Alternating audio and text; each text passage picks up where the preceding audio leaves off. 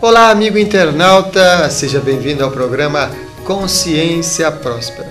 Muitas vezes nós observamos que as pessoas olham para a natureza e observam que a natureza está lá, distante.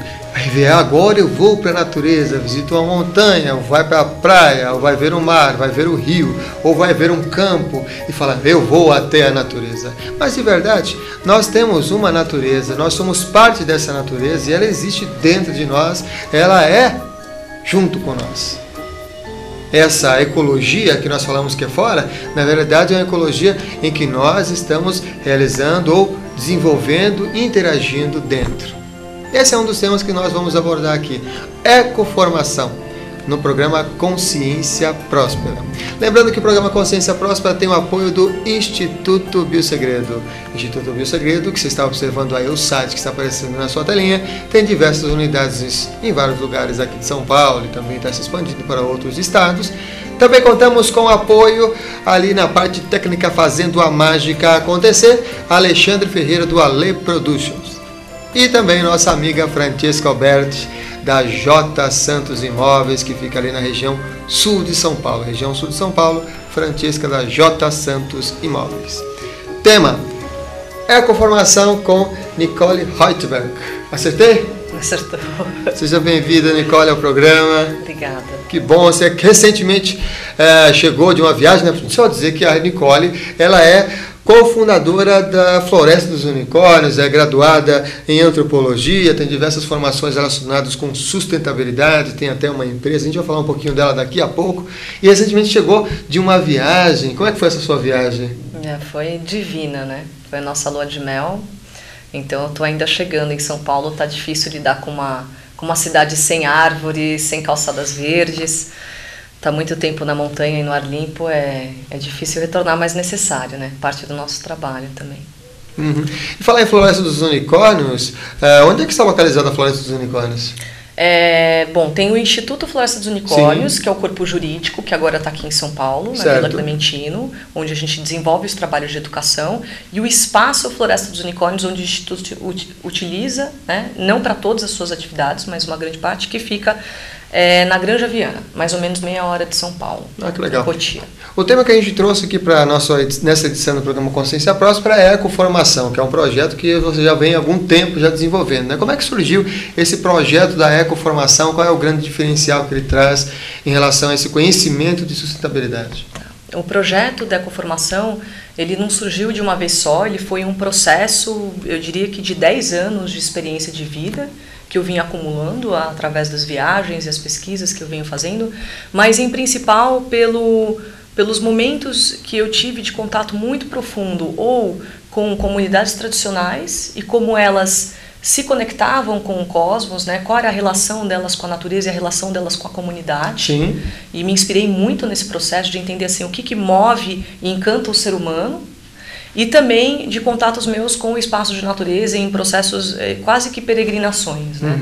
Onde eu percebi que assim, precisava trazer um tipo de ferramenta que fosse o cinema, que foi como eu comecei, com vídeo na verdade, ou com educação, onde o processo pedagógico pudesse englobar uma forma de resgatar esse sentido da comunidade, das relações humanas, de uma qualidade de vida que baseasse em valores humanos, né, que sustentasse a vida, e também de um processo muito baseado num processo de encantamento e beleza.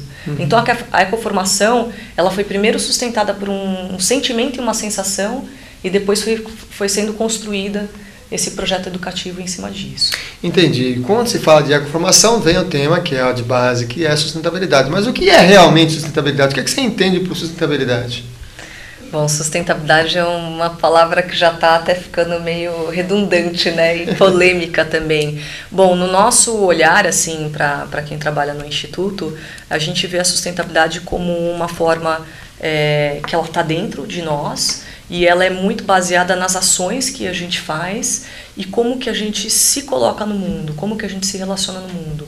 E isso vai ter condições de diversas dimensões humanas, sociais, políticas, econômicas e espirituais, né? As pessoas ficam com medo de falar de espiritualidade, né? Sustentabilidade é uma construção de um caminho espiritual também, mas é a construção de um caminho espiritual que tem a relação com o social e com o meio ambiente também. Então a gente até às vezes fala de ecologia profunda, né? Que é essa conexão mais espiritual com ver a natureza como um sistema integrado, complexo e vivo. E a sustentabilidade é a condição de sustentar a vida. Então tudo que a gente possa construir, seja desde as relações humanas que a gente tem, as novas tecnologias que a gente produz, ao sistema de governo, ao sistema econômico que nós temos, que esse paradigma ele sustente a vida, não só a vida humana, mas toda a comunidade da vida. Toda a teia da vida tem que ser contemplada. E aí, a partir do momento que você começa a olhar a sustentabilidade de maneira integrada e complexa, né, que você precisa uma lente sistêmica, um olhar sistêmico, e isso leva muito tempo para você construir. Porque não é só informação nova, não é só eu levar o meu saco plástico para o supermercado. Sim. É algo muito maior do que isso, né? E que engaja todas essas dimensões, como eu falei. Quando você começa a perceber isso, você começa a mudar e transformar várias estruturas da sua vida e as formas como você se relaciona com o mundo. Legal, vamos ver algumas imagens então desta última ecoformação que aconteceu. Olha só, e essa imagem, o que está acontecendo? Isso é uma mandala, a gente sempre abre o trabalho, a ecoformação é uma formação, essa foi uma Eco Pocket, uma formação de bolso, de duração de 3 meses, mas geralmente ela tem de 8 a 10 meses de duração. Sim. E é para adultos de todas as profissões. Então isso é uma abertura com uma roda, com um círculo, e a gente sempre costuma ter a formação do círculo e da roda e não da linha, por conta de você desconstruir esse paradigma de que tem alguém que tem mais conhecimento do que o outro, e sim que todos, que nem no Conselho Indígena, vão poder contribuir com a sua sabedoria, com o seu conhecimento, e aí construir algo novo a partir disso. Então, prezando a troca. Né? Prezando a troca, prezando o fato que todo mundo está se olhando e que democraticamente todo mundo está ocupando o mesmo espaço. Isso muda realmente a energia do trabalho dentro da sala, que eles chamam da sala de aula, né? Do nosso espaço de formação. Muito legal. Vamos ver mais uma imagem. Isso daí Vocês estão brincando com o que ali, né? Com minhocas, na verdade. Nós estamos cuidando das minhocas. Isso daí esse é o primeiro módulo da ecoformação, Sim. que é o módulo de bioarquitetura e ecodesign. E a gente traz como parte dos exercícios dos projetos uma minhocasa, que é um sistema de compostagem com minhocas que pode caber no apartamento, que é exatamente para servir de experiência pedagógica para as pessoas entenderem como que funciona o microcosmos desse minhocário e que você pode reciclar o seu lixo orgânico e produzir adubo, né? Adubo orgânico e levar para as plantas. Você não precisa jogar o seu lixo orgânico fora. Como é que acontece o minhocário? O que a pessoa faz? Então, o minhocário, ele tem 3 andares e as minhocas, basicamente, a pessoa coloca os seus restos de alimentos. Não pode alimento cozido ou carne, né? Mas o resto dos resíduos você pode colocar. E você coloca folhas por cima e as minhocas vão comendo e vão produzindo humus. É um pouquinho mais complicado do que isso, mas é muito simples. E aí a gente tem os voluntários, os guardiões do minhocário. Então, cada mês, os encontros ocorrem uma vez ao mês, um aprendiz da ecoformação vai levar e vai ser o guardião desse minhocário e vai cuidar dessa comunidade de minhocas. E é muito interessante ver o que acontece com essas pessoas. Tem pessoas que ficam apaixonadas mesmo pela comunidade.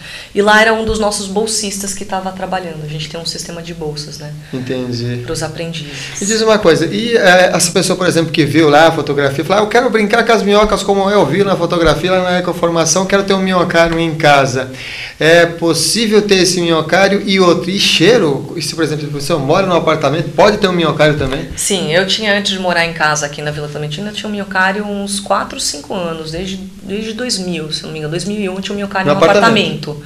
Foi um pouco trabalhoso lidar com a relação com a minha mãe, que eu morava com a minha mãe, que ela achou terrível, mas depois ela começou a entender a importância do processo. Então é possível ter no apartamento, lembrando que assim, o cheiro ruim, lixo é só ser humano que produz, e lixo é algo que é colocado no lugar errado ou que não é utilizado com sabedoria.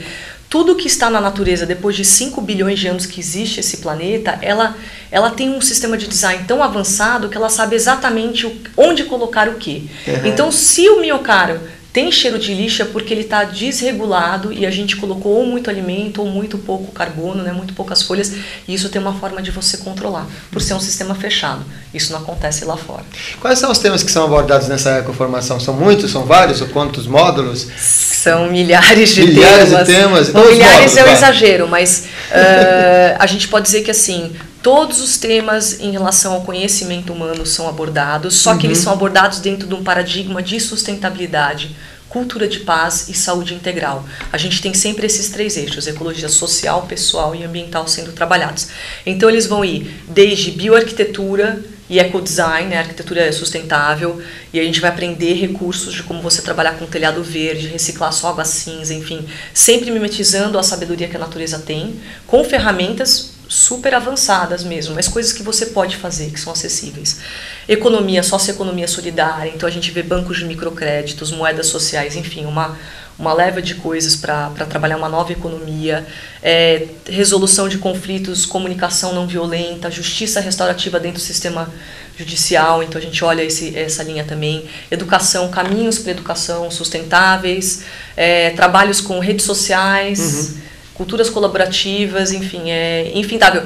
Ecosofias, filosofias ecológicas, ciências da terra, que estão trazendo a questão, né, da teoria de Gaia, campos morfogenéticos, saúde, ciência, medicina e espiritualidade. A gente traz lideranças indígenas para trabalhar a saúde também, né, como é que os ancestrais viam isso. Então, são temáticas que a gente identificou que são necessárias para que minimamente o ser humano comece a observar o mundo de uma forma diferente e sentir o mundo de uma maneira que mobilize para que aquela pessoa que passou pela formação comece a fazer as mudanças necessárias que já não são mais sadias nem para ela, né, nem para aquele aprendiz e nem para a comunidade que está ao redor.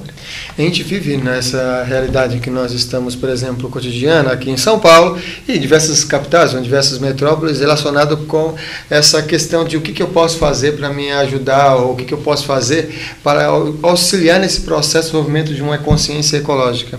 E sempre cai, em boa parte das vezes, que esse conhecimento, essa ligação é relacionado com finanças. Como é que você lida, por exemplo, essa parte como lidar com a energia do dinheiro? Existe como fazer o casamento entre as ideias e essa realização material? Como é que é feito, como é esse processo dentro da ecoformação e como que se estiga? Você falou sobre banco, economia solidária, mas como é que fica financeiramente, por exemplo, em relação à ecoformação, né? Essa coisa do dinheiro é complicada e eu diria que eu também estou no processo de aprender a lidar com a questão do dinheiro como um elemento que possa movimentar um tipo de prosperidade e como que você trabalha a espiritualidade nesse processo. Como a gente vive no planeta Terra e na matéria, a gente tem que lidar com o dinheiro. No entanto, o dinheiro ele não deve ser o poder principal que dita os tipos de relações que a gente tem e nem de deixar com que a gente esqueça que ele é a única moeda de troca. Então, por exemplo, na ecoformação desse ano, a gente decidiu entrar para o crowdfunding e a gente decidiu trabalhar com que é uma nova forma de você ver uma economia, né? Onde as pessoas que acreditam no projeto se mobilizam doando dinheiro, que na verdade não é nem doação, elas dão dinheiro, elas recebem recompensas por isso, que são serviços da ecoformação e alguns produtos da ecoformação, e elas acabam fazendo isso quase que em tempo real numa plataforma. Hoje as plataformas de crowdfunding estão mobilizando projetos no mundo inteiro, projetos sociais, projetos alternativos, projetos ambientais que estão trazendo prosperidade para as comunidades. Então esse ano a gente conseguiu mobilizar uma parte do projeto, onde a gente deu 9 bolsas e meias para lideranças comunitárias de diversas áreas, um biomúsico que trabalhava com percussão, um educador que trabalha com crianças em periferia, uma educadora artística, enfim. Várias pessoas que puderam participar, que faz parte da nossa política, da nossa filosofia.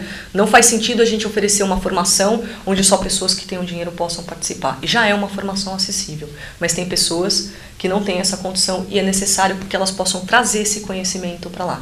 Então a gente está trabalhando com esse equilíbrio, né?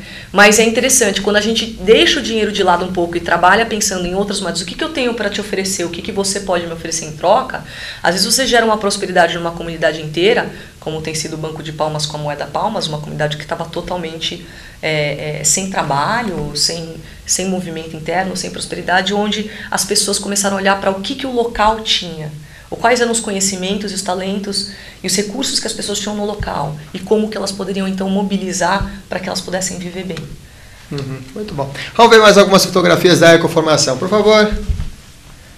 Nossa, vocês estão fazendo o quê? Bolinhas? Isso daí é um trabalho de permacultura, né, que é um sistema de design sustentável. A gente brinca que são bombas de sementes. Bombas de sementes. Então, uma forma de ecoterrorismo, né, de brincadeira, né, não é terrorismo porque a gente não trabalha com terrorismo. Vocês são todos ativistas. Mas nós somos ativistas e a gente trabalha. Então, nesse foi uma semana muito legal que foi de ecovilas, comunidades sustentáveis, ativismo criativo, com a Escola do Ativismo, 4 facilitadores e permacultura. E esse facilitador trouxe um trabalho muito lúdico para a gente trabalhar com bolinhas, com argila. Então são bolinhas de semente onde a gente vai poder jogar essas bolas pela cidade e na próxima chuva provavelmente vão germinar muitas coisas. As sementes são de plantas que vocês estudaram que é propícia a germinar naqueles... Sim, na verdade não são de plantas específicas que a gente estudou nesse módulo, mas são de plantas, flores. E também rasteiras que o próprio facilitador trouxe, que são viáveis e são muito boas para a cidade de São Paulo. Cidade, né? Porque também tem alguns estudos relacionados com as árvores também em São Paulo e tudo mais. Sim, não são árvores, são plantas, plantas. Isso foi um banco de cobre, então também um sistema de arquitetura alternativa. Banco de que você falou? De cobre. E super adobe e tijolo de demolição. E é um banco que a gente fez no espaço que a gente estava trabalhando, que é o Espaço Natureza Arco-Íris. Ah, da Olga. Da Olga, isso, em São Roque. Né? A gente, como eu te falei, como a ecoformação é nômade, né? E é o Instituto também, a gente trabalha em vários locais para dar esse impacto de trabalhar com diversos ecossistemas, né? Se ambientar com naturezas diferentes. Isso é quase que a conclusão. Depois a gente fez um outro reboco na semana seguinte. Isso é o módulo de bioarquitetura e ecodesign também. E é legal porque, assim, todos esses trabalhos, sustentabilidade tem que ser divertido, tem que ser encantador, tem que fazer sentido. Imagina a turminha lá mexendo no barro. Não, se não fizer pisando no barro, e tem que ser saudável. Sim. Então, se não for, assim, divertido e saudável, ele permanece muito pouco tempo no corpo e as pessoas não levam isso para frente. Tem uma formação que eu fiz relacionada com sustentabilidade que diz assim, se não for divertido, não é sustentável. É isso mesmo. Isso mesmo. Essa é uma frase que é o lema do Gaia. Que é o Gaia Education, que é a formação. Se não for divertido, não é sustentável. Isso tem que estar presente mesmo. E se não for encantador, também não é sustentável. Se não for encantador, não é sustentável. Vamos ver mais uma fotografia encantadora que ela nos mandou? Aí também é produzindo os seed bombs, né? As bombas de sementes. E aí eles estão... Foi, eu acho que a parte da tarde mais divertida. Eles pareciam crianças. Que é muito bacana, a gente trabalha muito lúdico, né? O lúdico é um processo que não é só durante a fase do crescimento da criança, ele é absolutamente necessário para o desenvolvimento do ser humano. Então a gente traz toda essa ludicidade de volta para o curso, para que as pessoas tenham não só a oportunidade de trabalhar com sabedorias de culturas diferentes, dança sagrada circular, canto sagrado, percussão corporal, arte, né, utilizar diversas frentes, né, corporais, mas também ela voltar um pouquinho a essa condição que foi tirada de muitas das pessoas, né, quando elas foram crescendo. E hoje também, né, o mundo está muito sério. E nessa sua seriedade em relação ao projeto, mas o bom humor em relação à aplicabilidade deles, como é que foi você a vivenciar? Conte alguns casos, por exemplo, fala de um dos casos que você, nessas suas viagens internacionais, de algum projeto, de alguma comunidade que, em outros locais, que inspirou também um pouco essa visão, ou que tem trabalhos semelhantes ao que é desenvolvido, por exemplo, na ecoformação ou dentro de alguma comunidade. Tá. Como a ecoformação foi esse pastiche, né, essa colagem de diversas experiências, algumas muito, muito profundas pessoais minhas e outras externas, de projetos também coletados, de cursos e profissionais que eu tive a oportunidade de estar, eu diria que assim, em relação à inspiração de projetos, eu tive a oportunidade de passar quase um ano na Índia, em 2004, pesquisando projetos de desenvolvimento sustentável. Então, desde a área econômica até projetos urbanos, né, urbanos e rurais de captação de água de chuva, de agricultura sustentável. Tive com a Vandana Shiva no nordeste da Índia, que é uma mulher que é uma inspiração no mundo inteiro, que trabalha contra os transgênicos e a favor do cuidado com as sementes e a troca de sementes. Então tem muitos projetos de bancos de sementes, né? E eu diria que assim, teve um projeto de educação incrível, trabalhando a cultura de paz, que era uma escola montessoriana para 20 mil alunos. Uau. Em Uttar Pradesh, que é no nordeste da Índia, e era um visionário mesmo. Começou com 6 crianças e eles trabalham muito o trabalho da coexistência. Então, muçulmanos, budistas, hindus, né, convivendo juntos no processo educativo, um trabalho ecumênico espiritual, e como que isso ajudou a dissolver, ao criar camadas, bolsos de cultura de paz em processos de conflito lá que tem muito, né, conflito religioso e entre castas. E uma outra experiência muito bonita que foi viver com comunidades budistas nos Himalaias, em Ladakh, onde o próprio trabalho de agricultura vê como que o tecido social, pela espiritualidade deles e pela simplicidade e a sabedoria que eles tinham de cuidar da natureza e trabalhar em forma comunitária. Isso me inspirou muito em como que a gente busca fazer disso um laboratório, né? Inspirado nas comunidades tradicionais, os remanescentes das comunidades tradicionais que existem ainda no mundo, né? Com essa sabedoria que a gente colhe. Eu diria que isso são algumas das inspirações que a gente teve lá.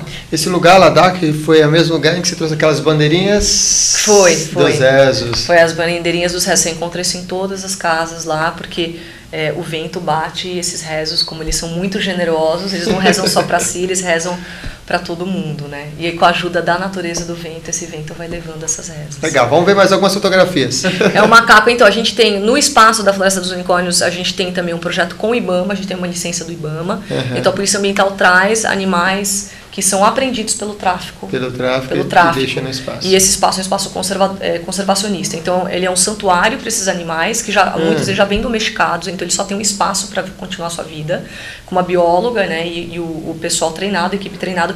E a gente tem um ambulatório que também faz a recuperação de animais selvagens que são machucados e depois a soltura desses animais. Aí é conhecendo a sabedoria do bambu e trabalhando com o bambu como recurso dentro de uma floresta de bambu de Mussô, em São Roque também, modo de bioarquitetura. Isso é uma contação de histórias, eu estou contando uma história para quem puder, é super bacana, chama Árvore Generosa. Fantástico. Relação de um menino com a árvore, então estou contando histórias. Isso é almoço. Área da alimentação no espaço da Floresta dos Unicórnios, tem muita iluminação natural, tem muito verde. E a gente trabalha com comida vegetariana também por uma filosofia de cultura de paz e de sustentabilidade. Aí é um momento de massagem dentro do trabalho de permacultura também, massagem, e a gente vai fazer uma roda de dança circular.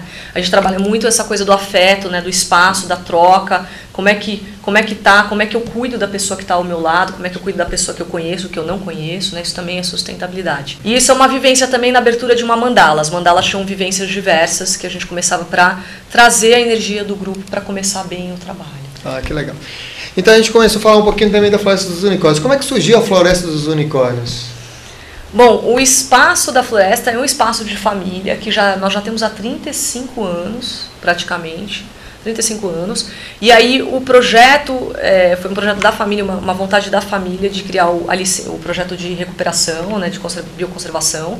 Isso foi em 2001. Sim. Até então não tinha nome Floresta dos Unicórnios, não tinha nada formalizado. De onde surgiu Floresta dos Unicórnios? E o nome surgiu numa conversa com o Roberto Crema, que é o reitor, hoje o reitor da Unipaz. A gente já estava trazendo palestras da Unipaz para o espaço de saúde integral, espiritualidade. E num bate-papo com ele, num diálogo super informal, a gente pensou, bom, o unicórnio é aquele que representa mesmo a integração do paradigma que a gente precisa ver hoje, né? Que é a ciência, a espiritualidade, as tradições sapiensais, as tradições místicas, e não há ciência só ocidental, mas as diversas ciências, a arte e a filosofia. Então a gente pensou, bom, eu quero deixar essa marca, quando a gente começar a Floresta dos Unicórnios, que seja um espaço que é uma confluência de saberes e de experiências que possam sustentar a vida. Então lá é onde as pessoas celebram, é onde as pessoas trabalham com espiritualidade, mas é onde elas também estão com o pé bastante aterrado no chão, buscando trocar conhecimentos, ferramentas e tecnologias novas que possam melhorar a qualidade e a prosperidade das pessoas, né? Não a prosperidade monetária, mas aquela prosperidade que traz aquilo que o ser humano tem de melhor. E aí o unicórnio ele vem para imprimir essa ideia, esse caminho, né? Esse caminho da integração, desse paradigma que a gente está buscando hoje nutrir no mundo, né? Muito legal, a gente está chegando já ao final aqui do programa Consciência Próspera, pedir para, já agradecendo aqui a Nicole a participação aqui no programa, pedir para você deixar a sua mensagem para os nossos amigos internautas que estão nos acompanhando. Minha mensagem é que a gente buscar acordar de manhã e ter consciência das escolhas que a gente vai fazer, do caminho que a gente vai fazer, e principalmente que a gente comece a sustentabilidade com aqueles passos que são os mais pequenos, os mais sutis, e que eles estão no momento que a gente está em contato com cada pessoa e com cada ser vivo. Então ter muita consciência e muita percepção daquilo que a gente pode estar nutrindo ou que com as nossas escolhas a gente também pode estar desestruturando, né? Que a sociedade que tem à nossa frente, ela existe a partir da nossa construção. Então começar a tomar um pouco de responsabilidade sobre os nossos passos. Muito bem. Te agradeço a participação aqui da Nicole no programa Consciência Próspera. Agradecemos vocês também que estão acompanhando ao programa Consciência Próspera, que você possa realmente assumir essa sua responsabilidade de tomar uma atitude ecológica em relação à sua vida, aos seus propósitos, à sua roda da vida e também em relação com toda a natureza das pessoas, do meio ambiente, todos esses assuntos que nós abordamos nessa edição do programa Consciência Próspera. Divulgue e compartilhe com seus amigos. Compartilhe também como nos processos de redes, nas redes sociais. Se você gostou do programa, um beijo de luz para você e aguardo você numa próxima edição do programa Consciência Próspera. Até lá!